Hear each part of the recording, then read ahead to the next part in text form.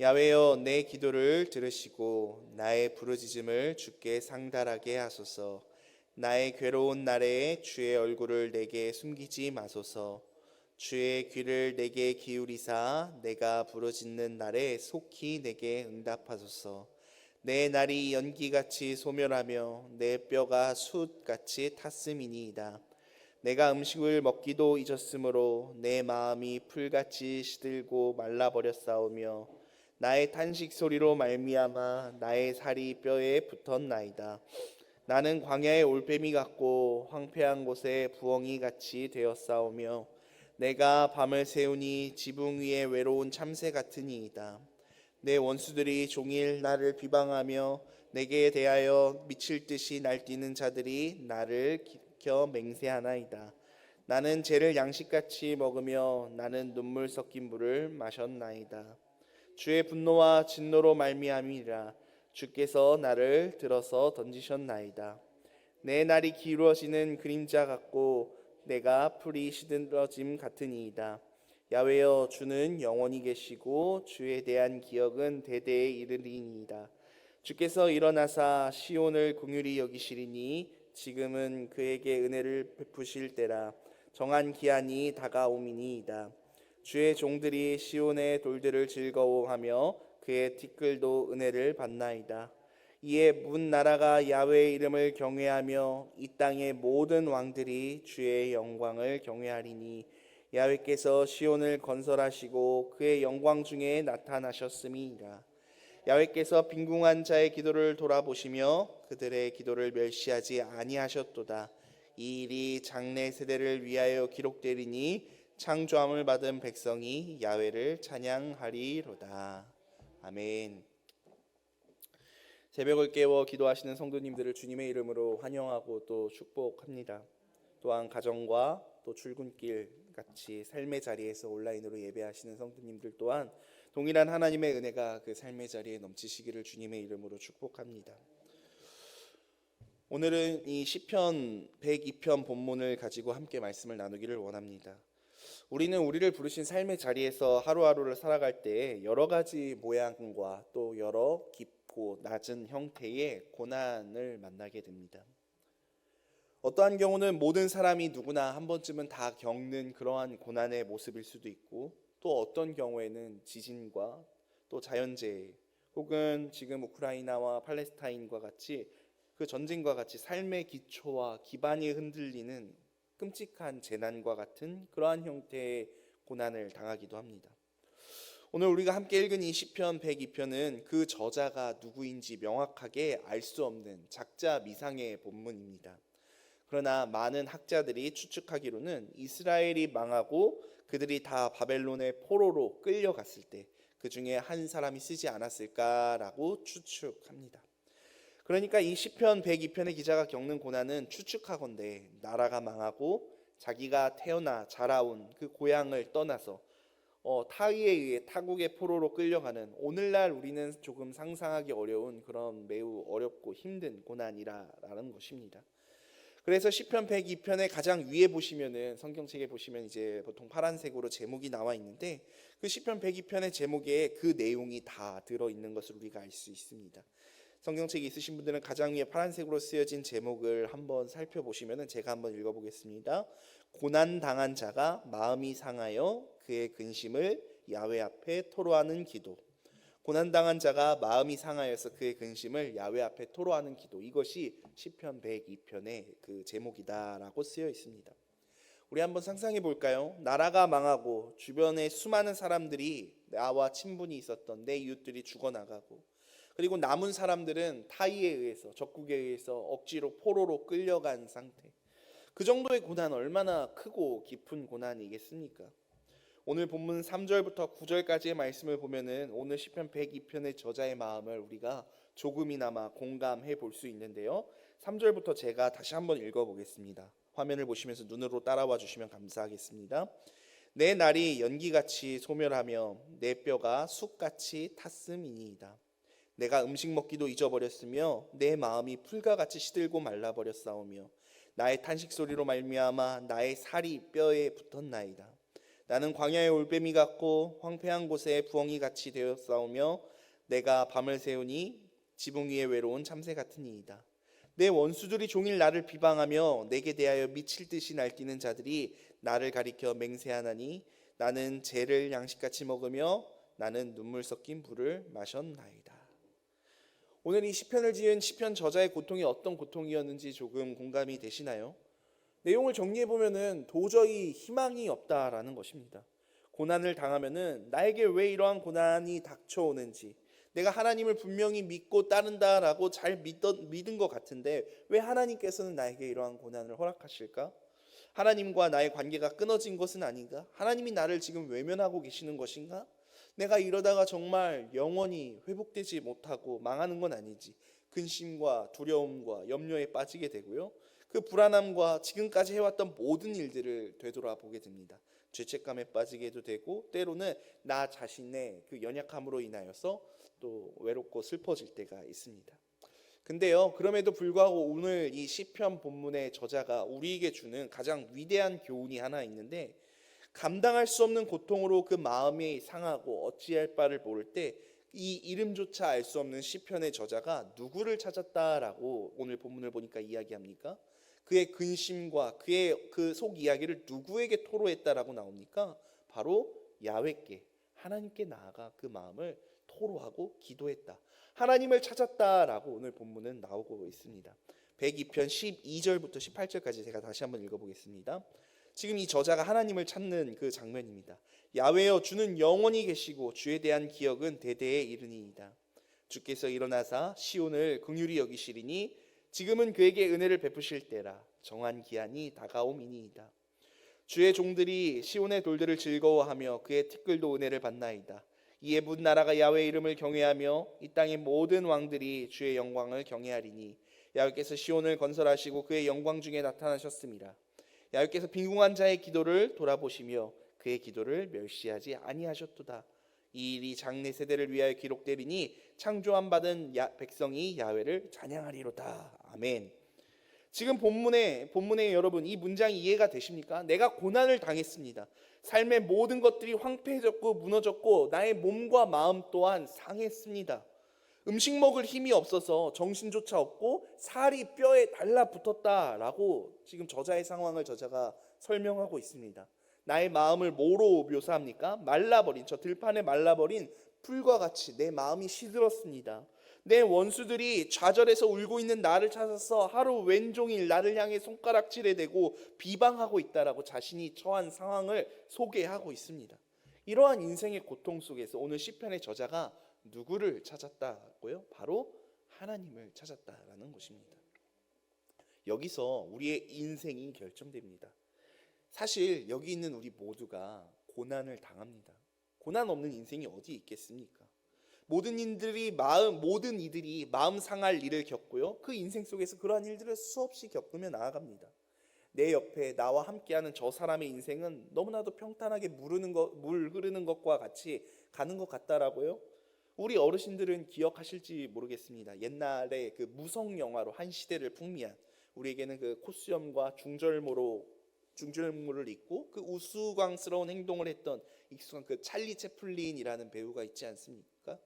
그 배우가 너무나도 유명한 그 명언을 남겼잖아요. 뭐라 말했냐면은 인생은 멀리서 보면은 희극이요, 가까이서 들여다보면은 비극이다라고 이 영화 배우가 이야기했습니다. 내 옆에서 부럽게도 평탄하고 무난하고 행복한 하루하루를 보내는 것 같은 그러한 사람, 내 옆에 저 사람의 인생도 내가 멀리서 봤을 때는 희극인 것 같이 보였으나 그 삶을 면밀히 살펴보고 가까이 살펴보면은 비극이다라는 거죠.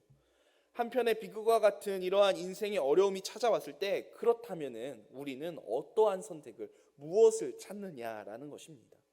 우리 성도님들께서는 감당할 수 없는 인생의 위기 혹은 녹록치 않은 그러한 삶의 어려움이 내 인생 가운데 닥쳤을 때 무엇을 찾고 어떻게 행동하며 나아가십니까? 위기는 곧 기회라는 말이 있지 않습니까? 저는 우리가 위기 속에서 무엇을 찾고 어떠한 행동을 해 나가느냐, 이것이 우리의 인생을 결정하는 가장 중요한 키포인트가 아니지 않나라는 생각을 합니다. 마음이 상하고 고난이 찾아올 때 그때 뭐 집 근처의 편의점이나 술집으로 찾아가서 술을 찾는 사람들이 있습니다. 그런가 하면은 내가 힘드니까 내 주변 친구들에게 전화를 걸어서 우르르 그 친구들을 다 모아서 그렇게 사람을 찾는 사람이 있습니다. 또는 내 인생이 힘들고 외로울 때 온갖 종류의 쾌락과 중독에 빠지는 사람들이 있습니다. 심지어는 인생을 포기하는 사람들까지도 있습니다. 그런데요, 오늘 본문의 시편 102편의 저자 어떠한 행동을 합니까? 오늘 저자는 그렇지 않습니다. 굉장히 비판적이고 비관적이고 굉장히 우울하고 스스로의 인생의 그 어려운 시기를 보내고 있다 말하는 그러한 시인데, 그럼에도 불구하고 이 저자의 삶이 희망적인 이유는 바로 그 근심을 다른 어떤 곳에서 풀어놓는 것이 아닌 하나님 앞에 나와 그 근심을 내려놓고 풀어놓았기 때문입니다. 삶에 문제가 생겼을 때 다른 어떤 것이 아닌 하나님을 찾는 그러한 하나님의 복된 자녀들이 다 되시기를 이 아침 주님의 이름으로 축원합니다.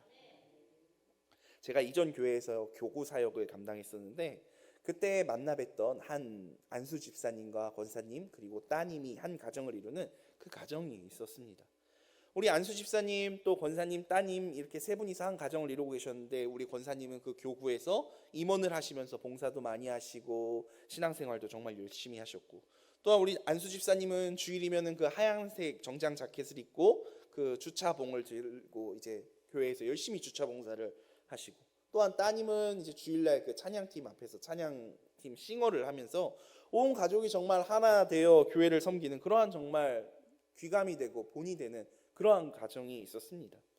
우리 안수 집사님께서는 교회 근처에 커다란 그 음식점 식당을 운영을 하셨고, 따님은 그 떡으로 케이크를 만드는 그러한 그 공방 사업장을 운영을 하셨었는데요. 감사하게도 이 두 사업장 모두 하나님의 은혜로 번창하여서 정말 재정적으로도 너무 하나님께서 풍요를 허락하여 주셔서 해외 선교사님들 사역을 많이 지원해드리고 도와드리는 그러한 일들을 많이 감당하셨었습니다. 그런데요, 그런 아름답던 가정의 모습이 2020년도 그 코로나 팬데믹 사건으로 인하여서 그 모습이 바뀌게 되었습니다. 코로나 바이러스가 기승을 부리게 되면서 집합금지 명령이 내려졌지 않습니까? 학생들은 학교를 가지 못했고 성도님들은 교회에 나오지 못했고, 또한 식당에는 사람들이 모이지 못했잖아요. 코로나 기간 동안 모두가 어렵고 힘들었지만 특히 자영업자들 많은 피해와 어려움을 당하지 않았습니까? 그 안수 집사님 또한 그 커다란 그 큰 규모의 식당을 유지하기 위하여 버티고 결국 큰 빚을 지게 되고 그 식당을 폐업하게 되셨습니다. 따님이 하시던 그 떡으로 케이크를 만들던 그 공방도 어렵게 되었다라고 합니다.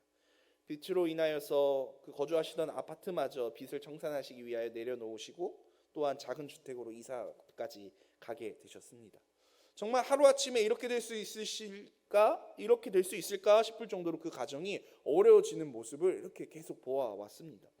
근데요, 더 큰 문제가 생겼습니다. 그 더 큰 문제는 뭐냐면은 시간이 지나면서 처음에는 20명, 50명, 100명 차츰 그 집합 제한이 풀리면서 우리가 이제 교회에도 나오고 식당에도 갈 수 있게 되어지지 않았습니까?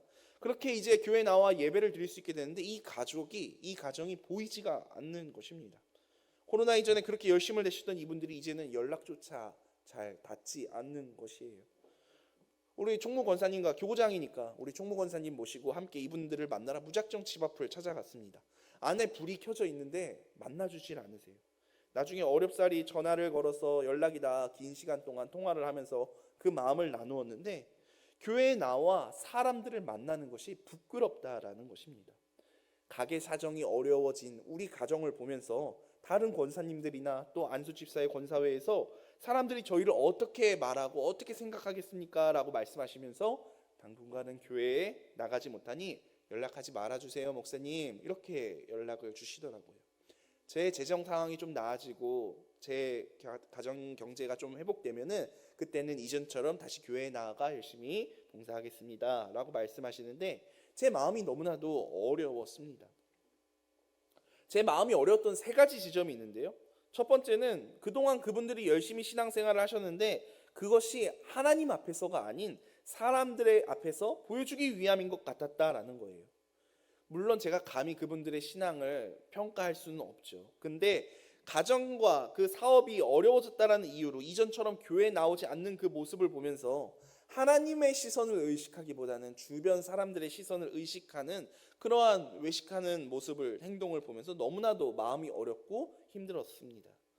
또한 두 번째로 그 어려움 속에서 그분들이 하나님을 찾지 않는 모습을 보면서 너무나도 가슴이 아팠습니다.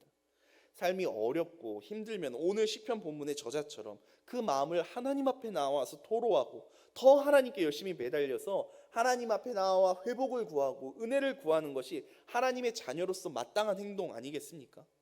저희 집에는 이제 두 돌 된 딸이 있는데요. 딸이 하나가 있는데 식사 시간이 되면 이제 저녁 먹을 시간이 되면은 아빠 밥, 아빠 맘마 이러면서 제 손을 이렇게 붙잡고 주방으로 저를 끌고 가요. 자녀는 배가 고프면은 그 자기가 필요한 게 있을 때 그 필요가 있으면은 당연히 부모를 찾는 것이 당연한 것입니다. 어린아이가 배고프고 굶주려 있는데 부모님이 나를 어떻게 보실까?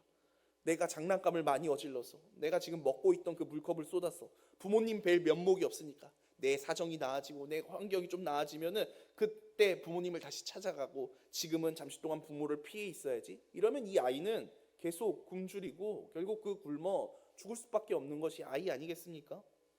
우리 또한 그 고난과 어려움의 환경 가운데서 하나님을 찾아야 합니다. 그리고 마지막 세 번째로 제 마음을 가장 아프게 했던 그 지점은 그 교회 공동체가 어려운 상황에 처한 그 권사님 가정을 보면서 수군거릴 것이다 라고 그분들이 생각했다라는 거예요. 그분들이 그 교회 공동체가 어떤 공동체인지를 너무나도 잘 알고 있었다라는 거예요. 여러분, 과거 교회의 이미지 하면은 사정이 어렵고 세상에서 지치고 힘든 사람이 교회에 찾아오면 교회는 그들을 위로하고 보살피고 작은 것일지라도 그분들에게 그런 것들을 나누고 돌봐주는 것, 그것이 교회라는 그러한 인식이 사람들의 마음 가운데, 생각 가운데 있었어요. 근데요, 이 권사님 교회에서 너무나도 열심히 봉사하신 만큼 교회가 어떤 곳인지 너무나도 잘 알아요. 오늘날 현대 교회가 어떤지 너무나도 잘 알고 있어요. 이 교회가 나를 위로해 주지 않을 것이다 라는 것을 이 권사님이 너무나도 잘 알고 있는 거예요. 자신이 속한 권사회에서 사업이 쫄딱 망한 나를 보면서 어머 글쎄 김 권사네 이야기 들었어? 그 큰 가게를 운영하더니 완전 폭삭 망했잖아. 그러면서 얼마나 수군거릴까? 뒤에서 얼마나 내 얘기를 할까? 이런 걱정을 할까 하면서 그 교회를 나오지 못하겠다라고 말씀하시는데 교역자로서, 교회의 사역자로서 얼마나 부끄럽고 그 권사님께 죄송했는지 모릅니다. 내가 코로나로 인해 사업장 문을 닫았지만 그래도 내가 교회에 나가면은 내 믿음의 동역자들이, 나의 교우들이 나를 위로해 줄 거야. 나를 위해서 함께 기도해 줄 거야. 이러한 교회 공동체를 세우지 못했다라는 그러한 부끄러움이, 또 그러한 죄송함이 사역자로서 제 자신이 얼마나 한심해 보이고 얼마나 부끄러운지 모릅니다. 이거는 지난 제가 사역하던 그 교회의 모습이고요. 저는요 지금 대학 청년부 담당하고 있는 청년부 교역자입니다. 저희 엠마오 청년부는 저의 자랑입니다. 우리 청년들이 하나님 안에서 얼마나 멋있고 아름답게 신앙생활 해 나가는 줄 모릅니다. 제가 정말 한 게 하나도 없는데 그들이 신앙생활을 하는 모습을 보면요 제 어깨가 펴지더라고요. 오늘 새벽을 깨워 기도하시는 우리 성도님들은 어떠십니까? 여러분이 소속된 그 교구의 교구장님들 어깨 펴드리고 계십니까? 아니면 교구장님을 과거의 저처럼 부끄럽고 죄송스럽게 만들고 계십니까? 더 나아가 우리가 하나님 앞에서 어디 내놓아도 부끄럽지 않은 그 하나님의 자랑으로, 하나님의 사람으로, 하나님의 흔적으로, 그리스도의 향기로 그러한 하나님의 자녀로서 살아가고 계십니까? 아니면은 하나님의 이름을 부끄럽게 하는 하나님의 자녀로 하루하루를 살아가고 계십니까? 말씀을 정리하길 원합니다. 우리는요 하나님 안에서 하나님 안에 있을 때 가장 평안함과 안전함을 누릴 수 있습니다. 인생의 고난과 인생의 어려움이 닥칠 때 오늘 시편 기자가 하나님을 찾았던 것과 같이 하나님 앞에 나와 그 마음을 다 토로하시고 하나님을 찾을 수 있는 여러분들이 다 되시기를 주님의 이름으로 축복합니다. 우리는 기쁠 때도 슬플 때도 또 건강할 때도 아플 때도 내가 부유할 때도 가난할 때도 우리가 어떠한 상황과 환경에 처하여 있든지 우리는 누구를 바라봐야 된다고요? 하나님을 바라보아야 합니다. 그래야 우리의 인생에 소망이 있고 우리의 인생에 회복이 있기 때문입니다. 언제나 다른 어떤 것이 아닌 하나님을 바라보시는 사랑하는 우리 여의도 순복음 송파교회 성도님들 다 되시기를 주님의 이름으로 축원합니다. 기도드리겠습니다. 사랑과 은혜가 많으신 아버지 하나님 고맙고 감사합니다. 하나님, 오늘 이 시편 102편의 말씀을 통하여서 우리가 우리의 삶이 어려울 때, 우리의 환경 가운데 고난이 찾아왔을 때 우리가 어떠한 자세로 하나님 앞에 바로 서야 되는지를 다시금 깨닫게 하시고 묵상하게 하심에 감사드립니다. 하나님, 우리가 우리의 인생에 고난이 닥쳐왔을 때 다른 어떤 것을 찾는 것이 아니라 하나님 앞에 나와 하나님께 우리의 어려움을 토로하고 하나님의 회복과 하나님의 도우심을 구하며 나아가는 귀하고 복된 하나님의 자녀 될 수 있도록 주님 축복하여 주시옵소서. 세상과 같이 하나님 다른 어떤 것으로 인하여 그 마음의 공허함을 채우기 위하여 힘쓰는 것이 아니라 오직 하나님의 은혜가 아니면 안 된다라는 그러한 심정으로 하나님을 붙잡고 나아가는, 간절히 하나님을 구하며 나아가는 그러한 우리 모두가 될 수 있도록 주님 축복하시고 함께하시고 인도하여 주시옵소서. 감사드리며 모든 말씀 살아계신 예수님의 이름으로 기도드리옵나이다. 아멘.